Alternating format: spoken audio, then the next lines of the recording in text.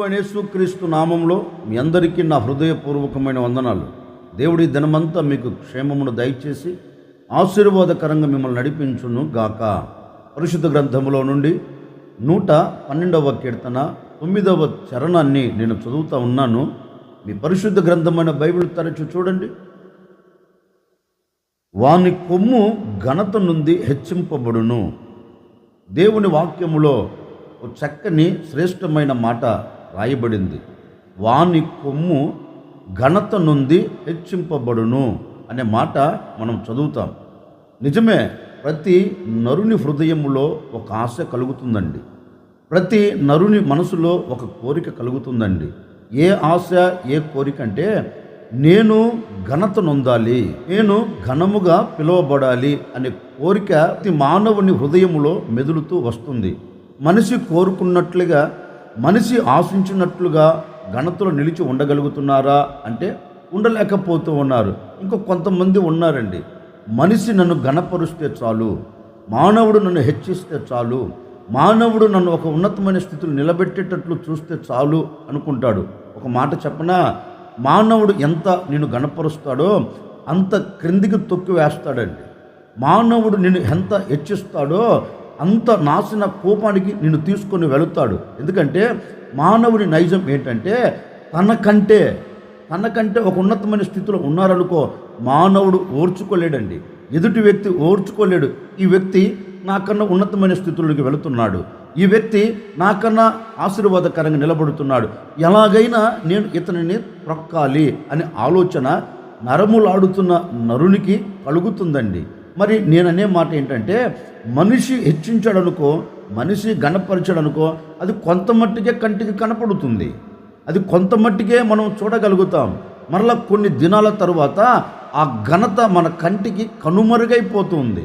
దేవుని వాక్యం అలా చెప్పట్లేదండి. దేవుని వాక్యం ఉంటుంది, వాని కొమ్ము ఘనత నుండి హెచ్చింపబడును అని దేవుని వాక్యం అంటుంది. అంటే యేసు క్రీస్తు చెంతకి ఏ వ్యక్తి రాగలుగుతాడో, ఏ వ్యక్తి యేసు క్రీస్తు చెంత నిలిచి ఉండగలుగుతారో ఆ వ్యక్తిని గురించి బైబిల్ చెబుతుంది, నేను అతనిని ఘనపరుస్తాను, నేను అతనిని ఆశీర్వదిస్తాను. అంటే నేను ప్రకటించే యేసు క్రీస్తు ఒక వ్యక్తిని ఘనపరిచాడనుకో, ఒక వ్యక్తిని ఆశీర్వాదకరంగా నిలబెట్టాడనుకో, ఆ ఘనతనే కానివ్వండి, ఆ ఆశీర్వాదనే కానివ్వండి, ప్రపంచంలో ఎవడు దానిని తీసివేయలేడు. అందుకని ఈ ఉదయకాల సమయంలో నా ప్రభు నీతో చెప్పకుండా చెబుతున్నారు, ఇది మొదలుకొని, ఈ ఉదయకాల సమయం మొదలుకొని నా దేవుడు నిన్ను అన్ని విషయాల్లో ఘనపరచబోతూ ఉన్నాడు. ఈ ఉదయకాల సమయం మొదలుకొని నా దేవుడు అన్ని విషయాల్లో ఆశీర్వాదకరంగా నిలబెట్టి సమాజంలో విలువను కలగచేసి నిన్ను ఘనపరచునుగాక. అందుకే పరిశుద్ధ గ్రంథం చెప్పకనే చెబుతుంది, వాని కొమ్ము ఘనత నుండి హెచ్చింపబడును అనే లేఖనము చెప్తుంది కదా. మరి ఎవరిని ఆయన ఘనపరుస్తాడు?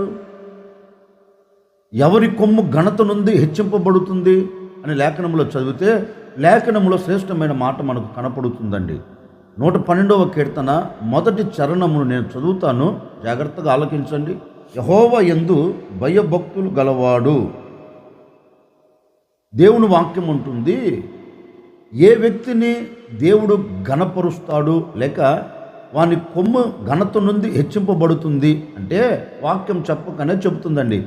ఏ వ్యక్తి అయితే యెహోవా యందలి భయము భక్తి కలిగి ప్రవర్తిస్తాడో, యెహోవా యందు భయము భక్తి కలిగి నడిపించబడతాడో ఆ వ్యక్తిని గురించి లేఖనం అంటుంది, నేను అతనిని ఘనపరుస్తాను, నేను అతన్ని హెచ్చిస్తాను, నేను అతనిని ఆశీర్వాదకరంగా నిలబెడుతాను అని దేవుని వాక్యం అంటుంది. మరి ఈ ఉదయకాల సమయంలో మనం ఆలోచించవలసిన ఆలోచన ఏంటంటే, నువ్వు ఎక్కడ నిలబడినా ఎందుకు ఘనహీనత చూస్తున్నావు? ఎక్కడ నిలబడినా ఎందుకు కన్నీరు కారుస్తూ ఉన్నావు? ఘనతలో నిలబడలేక, అవమానం నీ ఎదుట నిలబడి నిన్ను పలకరిస్తూ నిన్ను కృంగదీస్తుంటే ఆ పరిస్థితులను బట్టి తలదించుకొని ఎందుకు వెళ్ళగలుగుతున్నావు అంటే లేఖనం అంటుందండి, నీవు దేవుని యందలి భయము భక్తి కలిగి ప్రవర్తించక పోయినందున ఘనత నీకు కలగట్లేదు. నీవు దేవుని సన్నిధిలో భయము భక్తిగా అడుగులు వేయగలిగితే, దేవుని సన్నిధిలో యథార్థమైన జీవితముతో నీవు అడుగులు వేయగలిగితే, దేవుని వాక్యం చెప్పకనే చెప్తుందండి, నేను నిన్ను ఘనపరుస్తాను, నువ్వు నా సన్నిధిలో భయము భక్తి కలిగి ప్రవర్తిస్తున్నందువలన నీ భయము భక్తి కలిగిన ప్రవర్తనను చూచిన నేను సమాజంలో నేను నీకు ఘనతను కలగ చేస్తాను, నువ్వు నిలబడిన చోట నేను నీకు ఘనతను కలగ చేస్తాను లేఖనం చెప్తుంది కదా. మరి ఎందుకు ఘనహీనత కలుగుతూ వస్తుంది అంటే ఒకటేనండి కారణం, నీవు దేవుని యందలి భయము భక్తి కలిగి ప్రవర్తించకపోయినందున దేవుని ఘనత నీకు కలగట్లేదు. దేవుని ఘనత నీకు కలగకపోయినందున నీకు నలుగురిలో అవమానమే కలుగుతుందండి. నువ్వు ఏ పని ప్రారంభించినా, ఏది నువ్వు చేయాలని తలంచినా దానిలో ఘనహీనతనే చూడగలుగుతూ ఉన్నావు. దానిలో ఒక ఆశీర్వాదకరమైన బ్రతుకుతో నువ్వు నడిపించబడలేకపోతూ ఉన్నావు.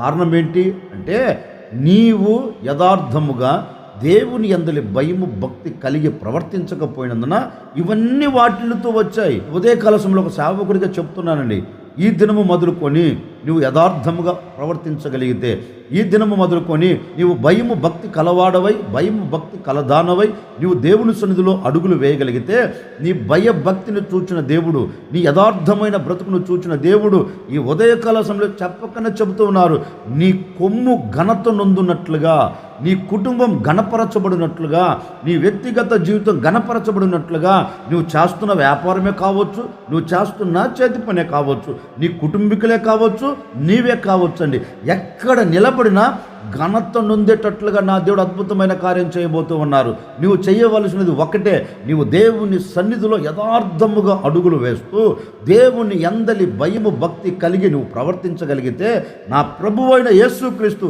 ఈ దినము నుండి మిమ్మల్ని గణపరచబోతూ ఉన్నారు. ఈ దినము నుండి మీకు ఘనతను కలగ చేయబోతూ ఉన్నారు. ఈ దినము నుండి నిన్ను గణపరిచి అనేకుల ఎదుట ఆశీర్వాదకరంగా నీ కుటుంబాన్ని నిలబెట్టబోతూ ఉన్నారు. అందుకని నీ కొమ్ము ఘనత నుండి హెచ్చింపబడాలి అంటే నీవు చేయవలసింది ఒక్కటే, యెహోవా సన్నిధిలో లేకపోతే దేవుని ఎదుట నీవు భయము భక్తిగా ప్రవర్తించగలిగితే.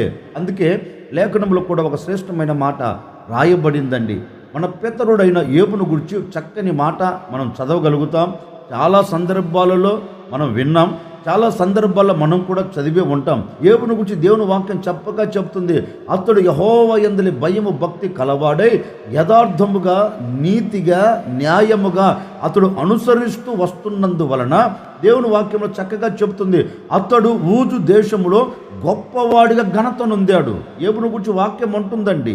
యోబు ఎందుకు ఆ స్థితిలో దేవుడు ఉంచాడు అంటే, ఊజు దేశములోనే, ఊజు ప్రాంతములోనే ఒక ఉన్నతమైన శిఖరం, ఒక ఉన్నతమైన స్థానంలో నిలబడినట్లుగా ఆ ప్రజలందరికంటే దేవుడు అతనిని ఘనపరిచినట్లుగా లేఖనం చెప్తుంది. యోబును అడిగామనుకో, యోబు గారు ఇంతటి ఘనత నీకు ఎలా కలిగింది? యోబు గారు ఇంతటి పేరు నీకు ఎలా కలిగింది? యోబు గారు ఇంతటి ఆశీర్వాదం నీకు ఎలా కలిగింది అంటే, యోబు ఒక్కటే అంటాడండి, నేను యెహోవా యందలి భయము భక్తి కలిగి యథార్థముగా ప్రవర్తించినందువలన నా భయభక్తిని నా యథార్థతను నా దేవుడు చూచి నన్ను గణపరిచాడు అంటారు. ఇప్పుడు నేనంటాను, యోబును గణపరిచిన దేవుడు నిన్నెందుకు గణపరచడు? యోబును ఆశీర్వాదకరంగా నిలబెట్టిన దేవుడు నిన్నెందుకు ఆశీర్వాదకరంగా నిలబెట్టడు? యోబును ఆశీర్వాదకరంగా మలచి ఆ ప్రాంతంలో ఘనంగా, ఆ ప్రాంతంలో ఘనపరిచి అనేకులకు ఆశీర్వాదకరంగా నిలబెట్టినట్లుగా నీ కుటుంబాన్ని నీ వ్యక్తిగత జీవితాన్ని ఎందుకు మార్చడు అంటే, నీవు దేవుని యందలి భక్తిగా అడుగులు వేయకపోయినందువలన ఎక్కడ ఉన్నావంటే అక్కడే ఉన్నావు. ఎక్కడ పడేసవరా గొంగలి అంటే అక్కడే పడినట్లుగా నీవు అదే స్థితిలో నిలిచిపోతూ ఉన్నావు. ఈరోజు మనసు వికసించబడిన వ్యక్తిగా నీవు మనసును మార్చుకొని, నీ హృదయ తలంపులు మార్చుకొని, నీ హృదయ ప్రవర్తన మార్చుకొని, నేను ప్రకటించే యేసు క్రీస్తు యందలి నీవు భయభక్తిగా అడుగులు వేయగలిగితే, యథార్థముగా నీవు అడుగులు వేయగలిగితే, నీవు నిలబడిన చోటే నాదో నిన్ను గణపరచబోతూ ఉన్నారు. నీవు నిలబడిన చోటే నీ కుటుంబాన్ని ఆశీర్వాదకరంగా మార్చబోతూ ఉన్నారు. ఎక్కడ ఘనహీనతను చూచావో, ఎక్కడ ఘనహీనతగా నీవు నడిపించబడుతున్నావో అదే చోట నా ప్రభు నువ్వు తల ఎత్తుకున్నట్లుగా, నీవు ఘనముగా పిలువబడినట్లుగా నీ ఘనహీనతనంతటి నా దేవుడు తీసివేయబోతూ ఉన్నారు. ఘనహీనత మొత్తాన్ని కొట్టివేయబోతూ ఉన్నారు. నా ప్రభువైన యేసు క్రీస్తు ఈ దినము నుండి నిన్ను ఘనపరచబోతూ ఉన్నారు. నీ కొమ్ము ఘనత నుండి హెచ్చించబడినట్లుగా, నీ కుటుంబం ఘనత నుండి హెచ్చించబడినట్లుగా, నీ పిల్లల ఘనత నుండి హెచ్చించబడినట్లుగా, నీ వ్యాపారం కావచ్చు, నీ చేతి పని కావచ్చు, నీ ఉద్యోగంలో కావచ్చు, ఆత్మ సంబంధంగా శరీర సంబంధంగా కావచ్చు, నీవు ఎక్కడ నిలబడిన ఘనత నుండి నా దేవుని చేత నీవు హెచ్చింపబడుదువుగాక. ఘనత నుండి నా దేవుని చేత నువ్వు ఆశీర్వాదాన్ని చూచెదవుగాక. అందుకే కీర్తనకారుడు అంటారు, యెహోవా యందలి భయము భక్తి కలిగిన వాని కొమ్ము ఘనత నుండి హెచ్చింపబడును అని లేఖనం సెలవిచ్చినట్లుగా నీవు ఘనత నుండి హెచ్చింపబడాలి అంటే ఈ దినం ఒక చిన్న నిర్ణయం అండి. నీవు దేవుని యందలి భయము భక్తి కలిగి ప్రవర్తించగలిగితే నిశ్చయముగా నా దేవుడు అన్ని విషయాలలో నిన్ను ఘనతలో నిలబెట్టునుగాక. వాని కొమ్ము ఘనత నుండి హెచ్చింపబడును. ఎప్పుడు ఒక వ్యక్తి ఘనత నుండి హెచ్చింపబడుతాడు అంటే లేఖనం అంటుంది, యెహోవా యందలి భయము భక్తి కలిగిన వాడై యథార్థముగా ప్రవర్తిస్తే అతని భయభక్తిని చూచిన దేవుడు అతనిని ఘనత నుండి హెచ్చింపబడినట్లుగా అతని కుటుంబాన్ని ఘనతలోనికి తీసుకొని వచ్చి ఆశీర్వాదకరంగా నిలబెడతారు. మరొక మాట కూడా నేను మీకు జ్ఞాపకం చేస్తాను. 112వ కీర్తన మొదటి చరణాన్ని నేను చదువుతాను, మీరు గమనించండి. యెహోవా యందు భయభక్తులు గలవాడు ఆయన ఆజ్ఞలను బట్టి అధికముగా ఆనందించువాడు. నేను మొదట చెప్పాను, యెహోవా యందలి భయభక్తి కలిగిన వాడు ఘనత నుండి హెచ్చింపబడుతాడని. మరొక మాట కూడా నేను జ్ఞాపకం చేస్తున్నాను, ఆయన ఆజ్ఞలను బట్టి అధికముగా ఆనందించువాడు. ఎవరు ఘనత నుండి హెచ్చింపబడుతారు అంటే లేఖనం అంటుంది, ఆయన ఆజ్ఞలను బట్టి ఆనందించువాడు ఘనత నుండి హెచ్చింపబడుతాడంటండి. ఆయన ఆజ్ఞలు అంటే ఆయన మాట. ఏ వ్యక్తి అయితే ఆయన మాటకు లోబడుతాడో, ఏ వ్యక్తి అయితే ఆయన మాటకు లోబడి ఆయనకు అనుగుణంగా నడిపించబడుతారో అతడు ఘనత నుండి హెచ్చింపబడుతాడంటండి. ఒక సేవకుడిగా నేను మీతో చెప్పాలి అనుకున్న మాట ఏంటంటే, మరి ఎందుకు ఘనతలో నిలబడలేకపోతూ వస్తున్నావు అంటే వాక్యం అంటుంది, ఆయన మాటకు నువ్వు శిరస్సు వంచట్లేదు. ఆయన మాటకు నువ్వు లోబడకపోయినందువలన, ఆయన ఇచ్చిన ఆజ్ఞను నువ్వు పాటించకపోయినందున నీవు ఘనతలో నిలబడలేకపోయావు. నీవు ఆశీర్వాదకరంగా అడుగులు వేయలేకపోతూ వచ్చావు.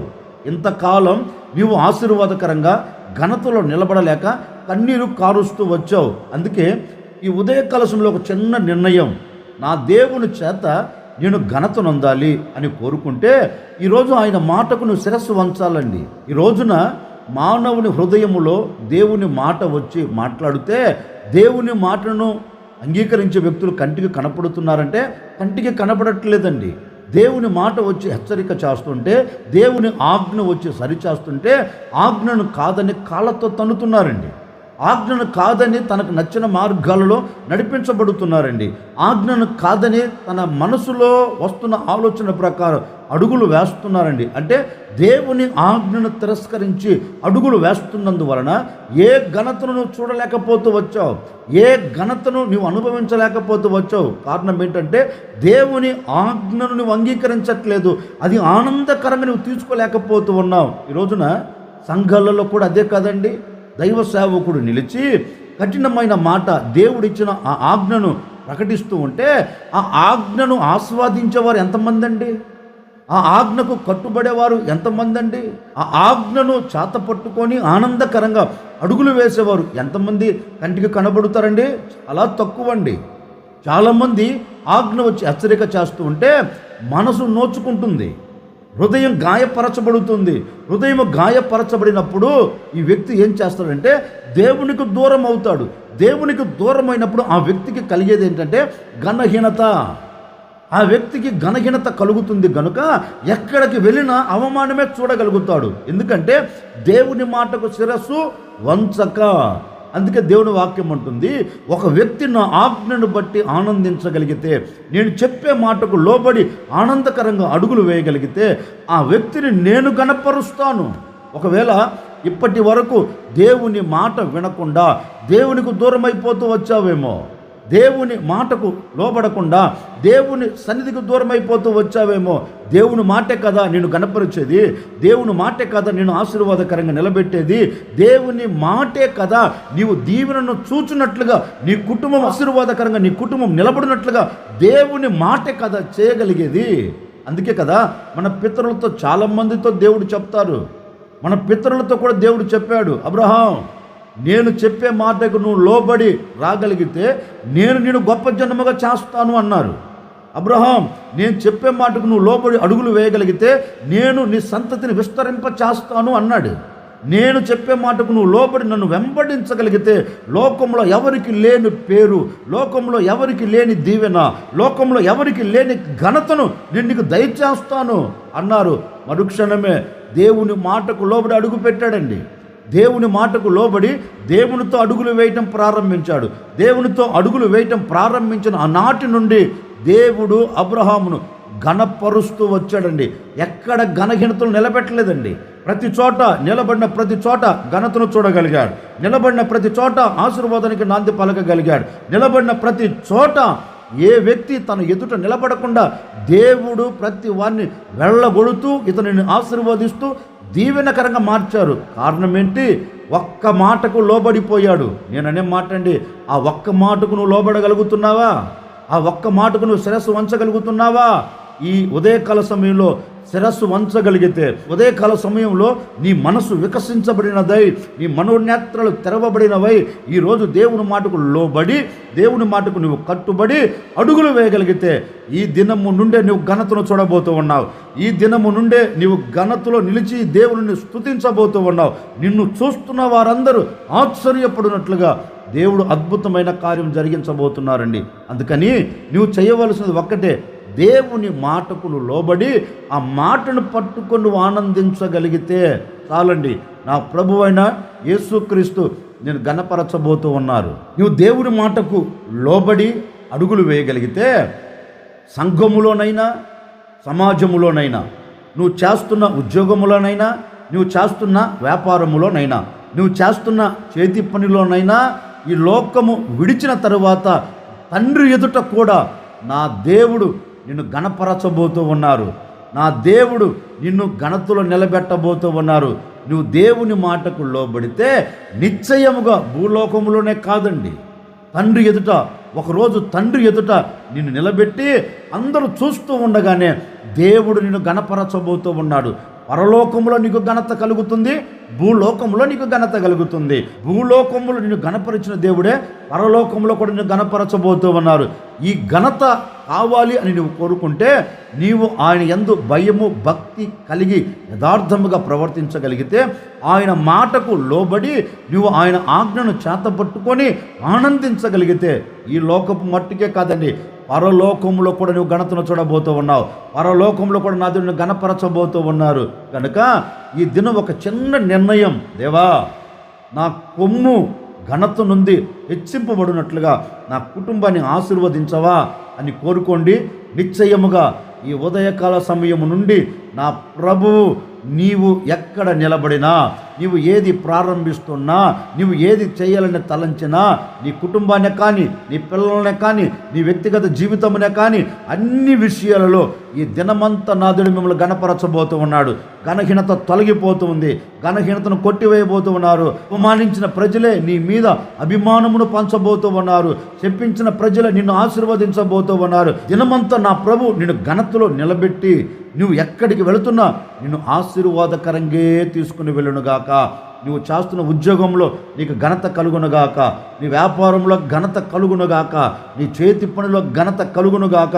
నీవు నిలిచి ఉన్న సమాజములో, నీవు నిలిచి ఉన్న సంఘములో నా దేవుడు అన్ని విషయాలలో నీ కుటుంబానికి నీకు ఘనతనిచ్చి ఈ దినమంతా నా దేవుడు మిమ్మల్ని ఆశీర్వదించి మీ అక్కరలన్నిటిని తీర్చి మిమ్మల్ని అందరినీ ఘనపరచునుగాక. ఓ చిన్న ప్రార్థన చేసుకోండి. ప్రభువా నీ యందు భయభక్తులుగా యథార్థముగా బ్రతుకుతానయ్యా, నీ మాటకు లోబడి నీ మాటను పట్టుకొని ఆనందిస్తానయ్యా, నన్ను ఘనపరచవా అని కోరుకోనండి. ఈ దినము నుండి నా ప్రభు మిమ్మల్ని అందరూ ఘనపరచబోతూ ఉన్నారు. నేను కూడా మీ కొరకు చిన్న ప్రార్థన చేయబోతూ ఉన్నాను. ఆశ్చర్యకరుడా మీకు స్తోత్రాలు చెల్లిస్తూ ఉన్నాము తండ్రి. వాని కొమ్ము ఘనత నుండి హెచ్చింపబడును అని మీ లేఖనాలు తెరవిచ్చినట్లుగా ఎందరైతే మీ అందలి భయము భక్తిగా యథార్థముగా ప్రవర్తించుచు మీరిచ్చిన ఆజ్ఞను చేత పట్టుకొని ఆనందకరంగా సాగి వెళుతారో ప్రతి ఒక్కరిని మీరు ఘనపరచమని వేడుకుంటున్నాను. ఘనతను కలగచేయమని కోరుకుంటున్నాను. ఆశపడిన ప్రతి కుటుంబాన్ని మీరు ఘనపరచండి. ఆశపడిన ప్రతి వ్యక్తిని మీరు ఘనపరచండి. ఈ దినమంతా నాయన వారు ఎక్కడికి వెళుతున్న ఘనత కలుగునట్లుగా మీరు సహాయం చేసి నడిపించి ఘనమైన నామమునకు మహిమ తెచ్చుకోమని యేసు నామములు అడిగి వేడుకొనుచున్నాము తండ్రి. ఆమెన్.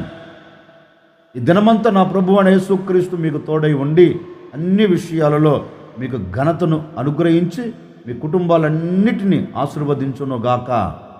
ఆమెన్.